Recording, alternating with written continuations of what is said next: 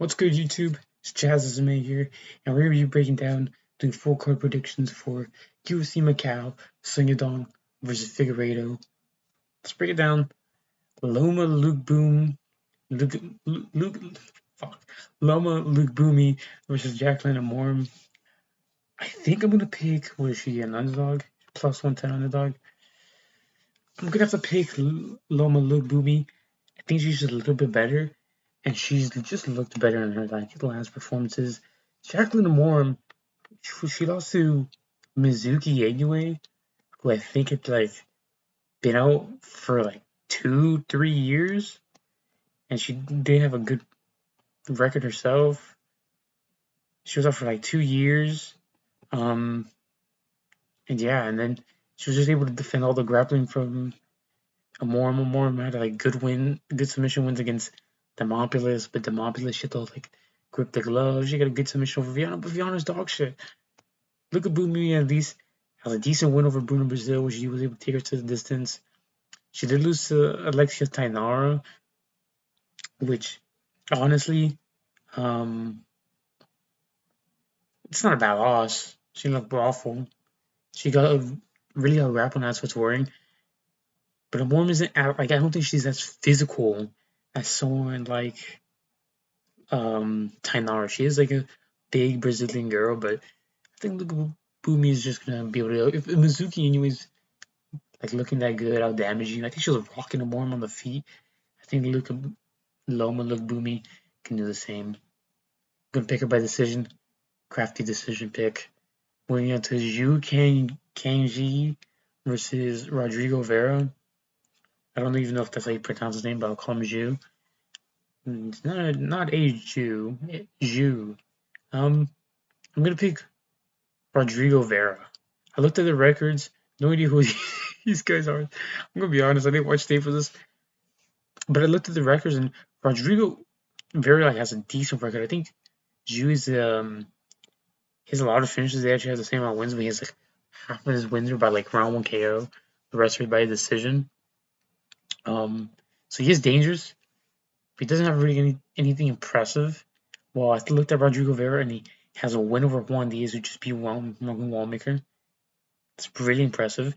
He just has better looking record wins overall. Let me check right now. I'm having a different setup than usual. Yeah, the case he's beating in the regional scene just kind of a bit of a better record. Oh, but do they? He beat a dude named Jonathan Martinez, but it's not the Jonathan Martinez. This is a dangerous pick because I think Vera's also coming in on short notice. Yeah, he had 12 of his wins, Zhu's wins come by round one KO, and 9 of them come by decision. He's never lost by KO, so I do think Vera's just gonna win a nice decision here, but Kangji doesn't really have any impressive wins. Coming from the Asian regional scene, which I don't trust as much as the Latin American one, I am going to side with Vera here by unanimous decision. We'll see. Angela Hill versus Yang Jingyang. Angela Hill, volume striker. She takes a lot of goes to the decision. She's have the prettiest record. She has one of the ugliest records ever. 18-16. Oh, not good. Not good at all. But she is skilled. She is clearly skilled. She has decent takedown defense. She has pretty good striking for strawweight. She's able to strike a couple girls. She was able to take Kellen Souza to a split decision. Bruno Brazil also did the same, but Angela Hill was just able to do more. She more clearly won. I thought Souza won that, but it was a fight where I just didn't care because Souza just landed a couple big shots, but then Angela Hill would have pepper up with strikes.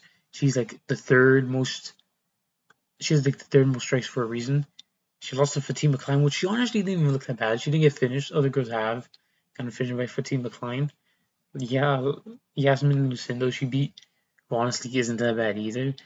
Big Brazilian woman. She got popped for PEDs recently.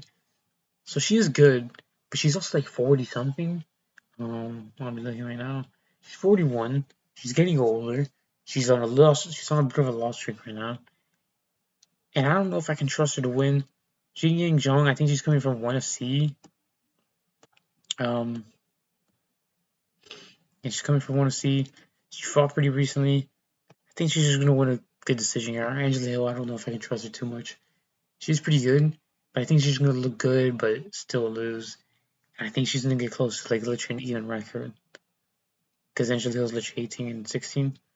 It's gonna be ugly. Jinggang, I'll just say Zhang by decision. Racer Ruya versus Luis Guru. We just talked about Luis Guru earlier in like 2 weeks ago. Beat Bairez. Guru, short, stocky dude, has decent power in the hands. He's just kind of okay everywhere. Doesn't really stand out, but he does have decent pop. He has a decent chin himself. Didn't get finished by guys like Korea, and he didn't get finished by what's his name, Jesus Aguilar, who was landing bombs on him. He was getting rocked. He just didn't get finished. His grappling defense is okay. He was out wrestling Odie Osborne for a round. Then got chinned. If you're that fast, and you have to be super fast twitch to put out Luis Guru. You can't just have pop. You have to be like very fast twitch, which Odie Osborne was able to capitalize on. Racer Ruya, amazing grappler. Hasn't fought since the Joshua Van loss, but he's been out. I assume he's been getting better in his game. He trains with Tyra, and even Tyra, he doesn't really involve this training too much. But I'm hoping Racer Ruya, as someone who's younger in the game, has. I think he's gonna win a decision here. I think he's just gonna be able to out grapple Luis Guru. I am kind of worried. I'm very tempted to pick Luis Guru here by decision, because the striking of Racer Ruya is really worrying. He took Carlos Hernandez, I think, to a somewhat competitive decision. We had him some nasty positions with like a twister and stuff. And yeah, I think he's just gonna win a decision here. I don't know. Yeah, maybe he subs Luis Guru. I am worried that what if Luis Guru just starts defending the takedowns? But I do think, guys, someone like Korea was able to get like pretty decent takedowns on Luis Guru. If he can, then I think Risa Ruya should be able to get a good takedown on Luis Guru who's coming in on decently short notice. The pick is gonna be Risa Ruya decision. Maybe he latches up a sub. Moving on to Aori Kulang versus Cody Haddon. I'm picking Cody Haddon by decision. Aori Kulang is a heavy-handed fighter. He lost the decision to Raul Rosas Jr. He's coming off the KO win over, what is his name? I get him mixed up with Austin Hubbard. What's his name? Cody Gibson. The second Cody he's fighting. Oh, it's gonna be tricky. Slimed out Cody Gibson pretty badly, like round one. Nice, nasty KO. But he hits pretty hard. He took Raw Rosas Jr. to a decent decision. We kind of got a grapple, but he didn't really get too badly beat up on the feet either. Didn't get badly out grappled. Cody Haddon, great boxer, pretty good takedowns himself, well-rounded fighter, but some of the slickest striking you'll ever see. He's been out for ages, for I think like 2 years since his UFC debut. Had to pull off so many fights. He was supposed to fight Alexandre Topuria. He was supposed to fight Malcolm Wallmaker. He probably would have beat some of those guys, But he's had like foot injuries, leg injuries, ACL injuries, pretty bad stuff. But I think he should be able to win a decision here. Maybe he gets a KO over Aori Kulang. He could get a submission as well. He is pretty well rounded. Aori Kulang got KO'd by fucking Amin Zahabi. So I wouldn't take that up. So yeah, I think Cody Haddon's just gonna put volume. He's gonna put a really good performance, and he's just gonna piece up Aori Kulang for 3 rounds. I could see him getting KO'd at like round 2 build, but I think Cody Haddon fought. Who did he fight in his debut? It was someone like really bad. Dan Argueta. He fought Dan Argueta in his debut. Took him to a decision. Argueta's tricky. It's not gonna get KO'd. But yeah, I think Auri Lane is going to survive to a decision here. That's going to be the pick. Cody Haddon. Moving on to Ding Meng versus Jose Souza. I think Jose Souza's from the Contender Series. I think he lost it. Let me double check. Yeah, he lost actually a couple years ago to Yu Suzuki. I don't even know who that is. He's on a bit of a win streak now. Ming Dang. He's 31, but he looks like he's 55.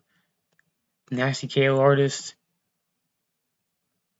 Lost in the Contender Series to Rami Hamed. I actually don't even know what that is. Let's see. Yes, I have Topology open. Yeah, I generally don't even know who that is. I'm going to pick Ding Ming here by KO. I think he's just going to get a KO over Souza. China dude.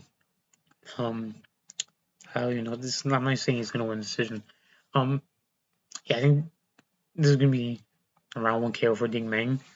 Souza just doesn't look good. He's also like pretty bug-eyed, so I don't know if that's going to help him out here. I'm going to go with the 50-year-old looking Ding Ming or Ding Meng. Moving on to Yisak Lee versus Luis Felipe Diaz. Again, this is another fight where I generally don't know who either of these guys are. But let's look at the wrong person's record. No, I was looking at main thing. I think. Yisak Lee versus Luis Felipe Diaz. I'm getting sidetracked. Luis Felipe Diaz coming off the win. I think he fought a short notice dude on the Contender Series. Some light skinned dude. He was looking tricky in round 1. He was able to, I think he rocked and hurt him and dropped him and then found a rear naked. He's pretty big. Isak, 8-1. Has a couple good wins on a good 2-fight win streak. He can be subbed. He has lost by rear naked sub before. And has only lost. But I'm going to pick him here by I think I'm going to pick him by submission over Luis Felipe Diaz. Both men have lost once by submission. I think Isak is going to have the physicality advantage. And maybe he just might be the better striker. Again, I generally don't know who these people are. So yeah, I think I'm spending too much time on these prelims, man. Isak Lee versus Luis Felipe Diaz. Close fight. Diaz does have a win in Contender Series where he didn't look the best, but he ended up getting the finish anyway. But I'm going to lean Isak Lee. Prelims are over. Just want to say, use promo code JAZZ07 on Dime Fitness if you want some fitness gear, accessories, all that jazz. Moving on to Alex Perez versus Subin Werji. I'm going to pick Alex Perez here by... I'm going to pick him by, I think, KO in round 2. Now, I am worried. Subin Werji is decent, but Alex Perez, when he comes into... He's a very heavy-handed boxer.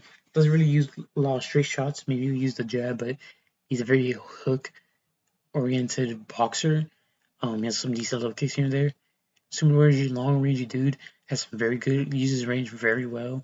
Knees, kicks, front kicks, elbows. He showed that against Jesus Aguilar, who does also just kind of wave in with hooks.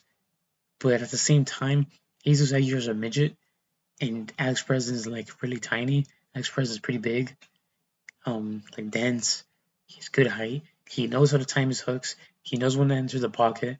He KO'd Nick. I forgot his first name, but Nicolau. Same way Ilian KO'd Volk. He was able to put a beating on Charles Johnson, who also uses his range pretty decently well, and beat Subin Werji by out damaging him and rocking Subin Werji. And I think if you're getting rocked by Charles Johnson, Alex Perez should be able to KO you. Alex Perez looks good against people until he doesn't. Piecing up Tyra gets his knee snapped because he got his back taken. Piecing up out grappling Asuma Bayev. Asuma Bayev latches up a random gilly out of nowhere. Subs in round 3. I don't think Subin Werji is going to have that game. And if you're striking with Alex Perez, he's probably going to hurt you. He's probably going to put you out. I can see a decision maybe. Maybe Subin Werji survives. But I'm going to pick Alex Perez round 2 KO. He's one of the... I'm going to go on a side tangent. Alex Perez is one of the most underrated fighters. I made a whole video about it. Put it here.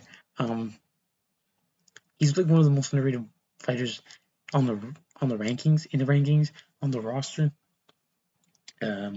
He's really good, and injuries have just fucked up his career. Having to pull out again in fights has messed up his career. And then he looks good against prospects until he doesn't. So we are rooting for Alex Perez. He will be slamming out Suman Raji. Jake Matthews versus Carlson Harris. Jake Matthews is a really good boxer. And yeah, he has a good gilly. He has some good grappling. Showed it against Phil Rowe.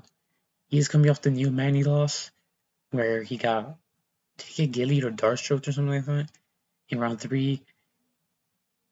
And dude, I'm gonna be honest. A lot of people thought that he got robbed of that first round gilly. He got like the ref just did a bad job. Like I don't think Neil Manny was out of that gilly. I think it would have been bad stoppage if he had actually like stopped that fight there. Because Neil Manny didn't tap or nothing, and he didn't go cold. And he's kind of getting peppered up by fucking Neil Manny. Carlson Harris is coming off the Santiago Ponzinibbio loss, where I think he got KO'd. Because I remember picking Ponzinibbio. Yeah, he got KO'd. And before that, I think he had it for a year. He had gotten KO'd by Chaos Williams in round 1. Carlson Harris did have that war with Ponzinibbio. He had a really scrappy fight, but still ended up getting KO'd. Took a lot of damage. I think if you're getting KO'd by Ponzinibbio, Jake Matthews should be able to KO you. He was outboxing a guy like Francisco Prado pretty clearly. And he's beat Phil Rowe, where he was able to out-grapple him, put hands on him. And yeah, I think he's going to learn from that Neil Manny loss. And he's just going to get a KO here. He was supposed to fight someone even more dangerous. And Salikov, I think that would have been a way more interesting fight, but he gets Carlson Harris on short notice. I'm going to pick Jake Matthews for a round 1 KO here. Moving on to Kaya Sakura versus Cameron Smotherman. Kaya Sakura coming off the 2-loss streak in the UFC. On a sub in round 2, I think, by Pantoja. And then he got subbed in round 2. But Tim Elliott was rocking him all over the place in round 1. Got taken down at the end of the round. Ended up getting subbed in round 2. Getting his high kick caught. Cameron Smotherman, I think he's coming off only 1 loss. Maybe 2. No, he's coming off 2. I think he came in maybe short notice against Ricky Simone. I lost that one by decision. He had lost the one before that against Surrey City. Before that, he beat Jake Matthews clearly, where his boxing looks really crisp against Jake Hadley. And he had to pull out against Ricky Tercios because of a really bad weak cut. He literally face planted. No, this is his face before that face plant. Kaya Shakur is moving up, and I want to pick him here by decision. Cameron Smith has been KO'd before. Like who's he though? Who's been KO'd by? Who is this? He's been KO'd a couple times, but I think he'll try to survive to a decision here. Maybe Kaya Sakura just comes out, KOs him around 1. Maybe the power he has again at 135 instead of 125 changes. Cameron Smotherman, I think, had gotten all damaged by. I think he got hurt in moments by Surrey City. So I can see Kaya Sakura doing the same. Find like a KO over Cameron Smotherman in either round 2, in either like round 1 or 2, where he ends up taking him to a decision where he's just clearly outstriking him. Pick is going to be, I was going to say decision, but honestly, I can just see him killing Smotherman. I don't see why he couldn't. Yeah, I'm going to pick Kaya Sakura, someone who's also more experienced in MMA and in mainly just fighting. I don't see Smotherman being able to take him to a decision and win it. So yeah, I'm going to pick Kaya Sakura like round 1 or 2 KO. Maybe he takes him to a decision. Sergey Pavlovich versus Intelligent Sheriff. Sergey Pavlovich coming off the he's on a good 3-fight win streak. He had lost to Volkov and Aspinall, but then he bounced back against Rosenstruik. He then beat Waldo. Is there really only 2 wins he's on?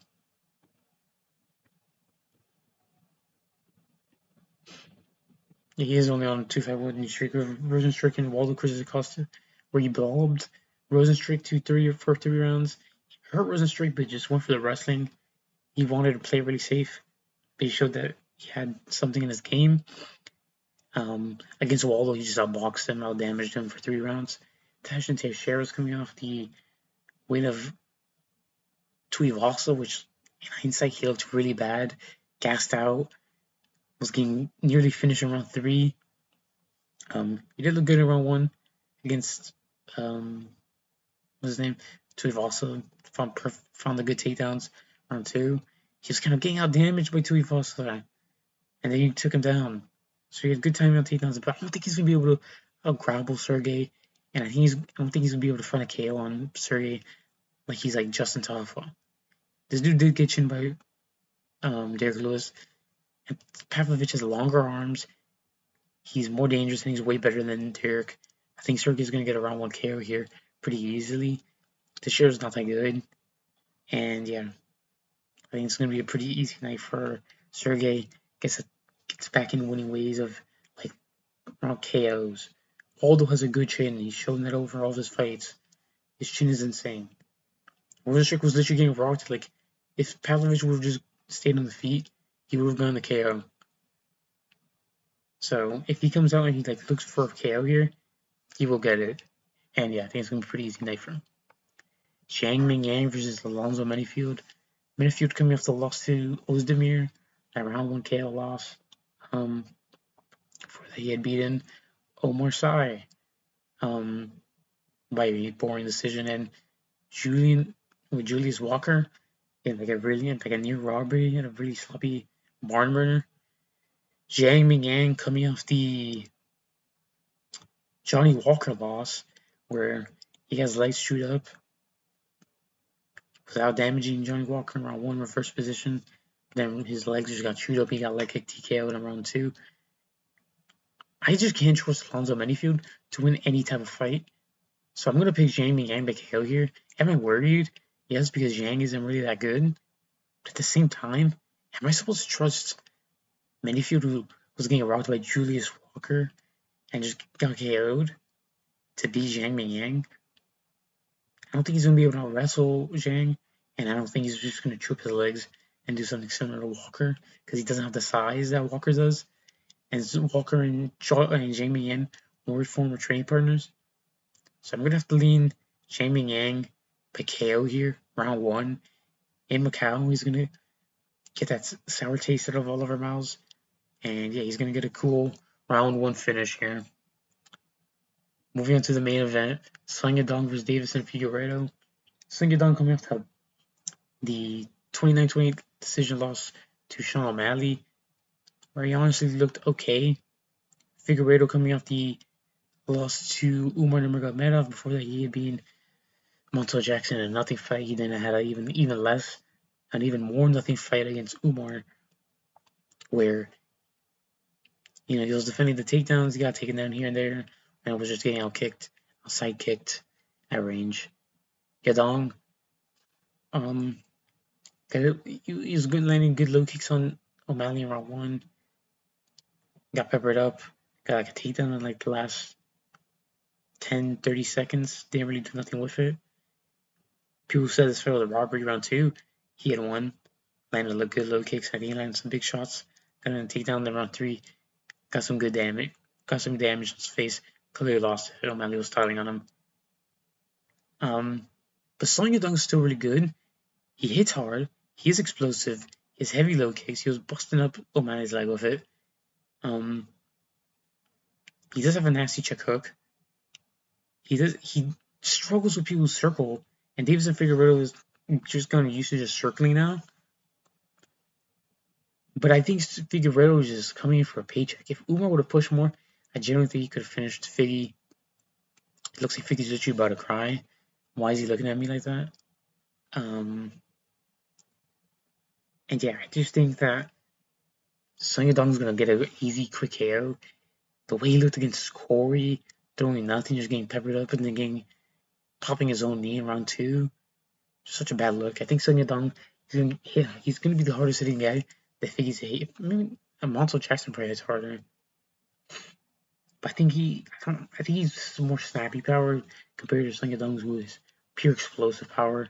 And I think he's just going to knock out Figgy. I don't think it's going to be like a holding. I think it's going to be similar to Gilbert Burns versus Mike Mallet. I think it's going to look like Gilbert Burns versus Michael Morales or Mike Mallet. One of those two fights. Maybe like a mix of it. I think he's just going to land big shots on Figgy, and Figgy's just going to quit. I'm not saying Figgy's a quitter, but I think he's old. He's taking a lot of damage. I don't think he's going to want to take more damage. He's going to get hit a couple times with big shots, big low kicks. He's going to start feeling his blow blade stance. Post Figgy that fought Peter Yan and like lost 49-40, like 50-45, 49-46. Isn't the same Figgy anymore. He's not on title run no more. He's a bit lose one, win one. But so is kind of Sung Yadong. Sung Yadong kind of wins one, loses one. And Figgy isn't like a top 5 dude who I think is gonna beat Yadong. Guys who beat Yadong make it like have to like face a close decision. And then they're like championship material. Figgy at this point is championship material. This is just a layup. If he does survive, I think it's because he's circling and just eating the bigger shots. Maybe Yadong makes it look like the Chris Gutierrez fight. He just grapples Figgy, but I don't really think he will. I think he's going to look for KO. I think he's going to want to keep it on the feet. I think he knows he can KO Figgy as well. There's a chance Figgy cracks him too, but I can just see the left hook and the low kick being there for Yadong. Figgy's movement might cause some submissions, but yeah, I think there's like a 90% chance Figgy loses. So 90% chance Yadong wins. I will let you go. I'm gonna watch half this card. I'm gonna watch the main card.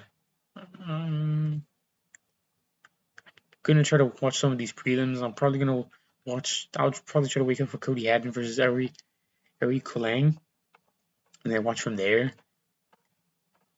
So I will probably be able to make a post-fight video. If Yadong loses, I'll let you go shirtless, bro. I'll let you be fucking naked on this video. If Yadong loses, so confident I am. I'm prepared for the pure humiliation. I am a fan of Yadong, but Figgy's cool. And I think he should retire if he does lose. Even if he wins. Well, if he wins, he's still going to win another fight. He'll feel like he's back. But if he loses, I think this is honestly like his Mike Mallet. Unless this is like his Michael Morales, where you need to win more to retire. I think he just kind of looks like he's showing up for a paycheck. Get some publicity on him. And yeah. Let me know your guys' predictions down below. Are you guys going to wake up for this card? I'm not. I'm honestly not. The prelims aren't that good. I am waking up for Cody Haddon though, so I don't know when that'll be. But yeah, Macau. Let me know your guys' predictions. Are you guys picking Sung Yadong or are you guys picking Figgy? Are you guys as confident in Sung Yadong as I am? And yeah, let me know in the comments below. Like and subscribe if you guys enjoyed this video, and follow me on Twitter, jazzlovesmma. Catch you guys in the next one. Peace.